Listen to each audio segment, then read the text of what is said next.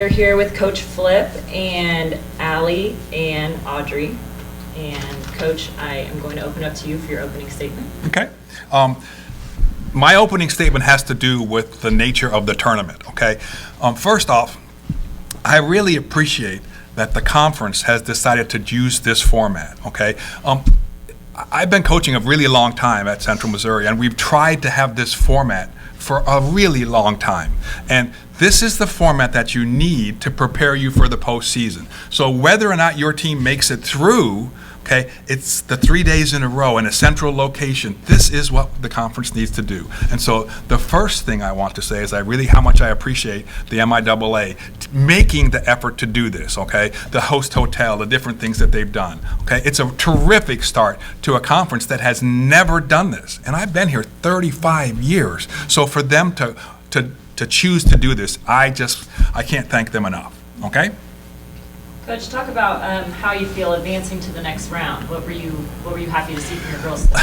Okay, I liked how hard they played. Okay, we had a little bit of a lull in the beginning of set 3 that we just couldn't quite overcome. But even at the end of the third set, we worked really hard to get back into that set. And if we just could have had that one swing, we were down 21-22 and it made it 21-23. Just one swing. It just shows you how delicate the game really is. Okay, so from that bad string that we had at the beginning of set 3, that really was the only time that we didn't play very well. And that's what you got to carry forward to tomorrow, okay? Because, we're playing a team for the third time, and the team is really good.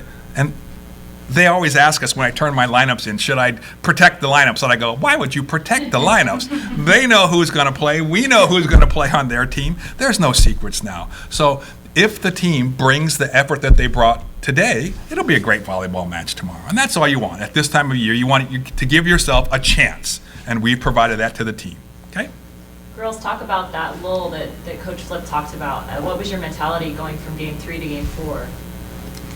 Oh, I'll go first. I think definitely that lull in the third set came from our passing let up at first, and then since passing was down, I know you were kind of running all over the court trying to set the ball, and then made a few too many errors, but I'm glad that we got it back together after that and were able to come out strong. And we got the momentum back at the end of the third set for sure to carry over into the fourth. So. Yeah, actually in the huddle right after we called the timeout, Audrey said to us, get the momentum back if we need to take it to the fourth set. So getting a couple points at the end of the third game was really important, so we had the momentum going into the fourth game too. And you talked about playing a team for the third time tomorrow. What's your mindset going into that? We definitely were very competitive against Washburn. We know the girls on that team. Losing to them twice this season definitely hit us at home. We don't like losing, obviously, so we're ready to play tomorrow to finally beat them when it matters. Yeah, I think we're ready to come out strong. Yeah. I know I am. Know a lot of the girls, played club with a lot of the girls, Yeah, so it we've grown really up with does them. stink losing to them in conference, especially at your home. But we know them and we know what they're going to do, and so we just have to be smart. Keys to beating Washburn tomorrow for you. I mean, I know you can't marvel in this victory, right? Because it's No, you Right. really can enjoy the victory because look, we beat that team and they're a good team for the third time. And every match we played was 3-1. It's hard to maintain your focus for the entire match. Okay, so the lessons for that are limit the number of points that we give up at a time. You just can't give up 9 points in 2 service. You just can't do that, okay? And if we can just side out at a relatively high rate, which we normally do, they're going to side out at a relatively high rate. So it will be a great volleyball match. Every set will come down to a couple of points.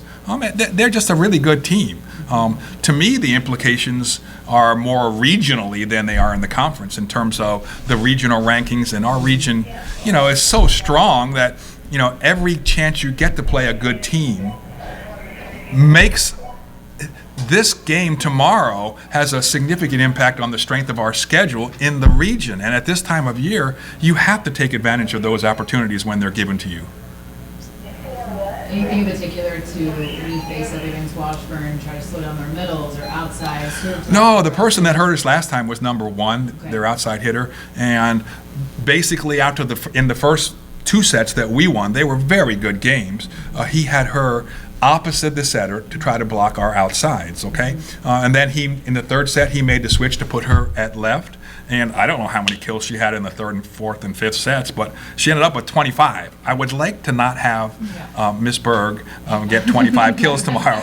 However, when you have a player that's the conference player of the year or the co-conference player of the year, she's going to get some kills, okay? We just have to limit the quantity that she gets while they're serving. She can get a couple kills when we serve and they side out, but I hope that we can side out at the same level. Obviously, Pass was doing well. You guys were working your middle in transition. Aubrey had 16 kills. Talk about the connection between you two specifically and what was working well.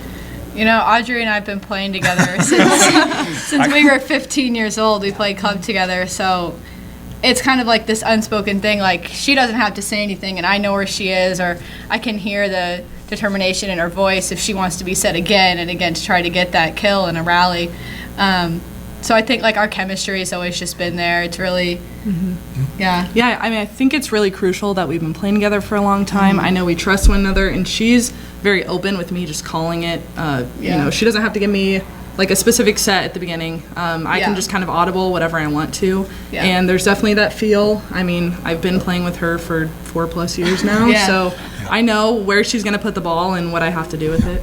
So was that a combo recruit here to coach? You got one? Like I say, there was more than one of them on that club team, and there was a reason for that. But I think the key thing that Allie said, and I don't know, I would like to get this clip and play it for some of my younger hitters, okay? She said she understands that she hears the determination in her voice. You guys, okay, when you communicate with the setter, you can say, oh yeah, set me a 4, it's okay. Or you can say, set me a 4. I mean, it's how you communicate with the setter. And when the setter understands that this player, particularly, she's played with her for a long time, but the determination makes it easier for the setter to give you the ball that you need, okay? And that's a hard thing for the younger players to learn. And what we have with 2 junior players is something that's hopefully a role model, so that they can understand what's required. You can't just go play, okay? Right toward the end in set 4, Caitlin goes, yeah, Sid did call a 4. I go, no, she said 4, but she didn't mean it, okay? And she hit it into the net. That's the difference, okay? You can say what you want, but you have to mean it when you want to. It's just a little minor difference, but it's the difference between winning and losing tomorrow, I guarantee you. Audrey, from your perspective, working and playing with Allie for so long, talk about her skills as a setter and how much that means to you in the middle, always trusting in her, just a connection. I think one of Allie's strengths is that she's so quick and like willing to go for anything. So I know if she's, running and she's way outside the pin, I can still call something and there's a chance I might get set. With other setters, they might just throw it up to either the pin players or to the back row, but she tries to find me really wherever she is on the court. Thank you. Thank you. Appreciate it. And I do want to congratulate Edgar and the Central Oklahoma team. That's a really good team. They're a little bit younger than us, and I think it's a really good step for them. And you hate to have be the person that ends their season. That little libero. How many balls did she dig? She makes us very mad. How many balls did she dig in there? Yeah, they're a team that made unbelievable. Right. She had Right. 32 in a 4-set match. Yeah. Okay, look, that's 8 a game. She's leading the nation in digs per set. So clearly, we helped her out. We raised her average. Okay. Yeah.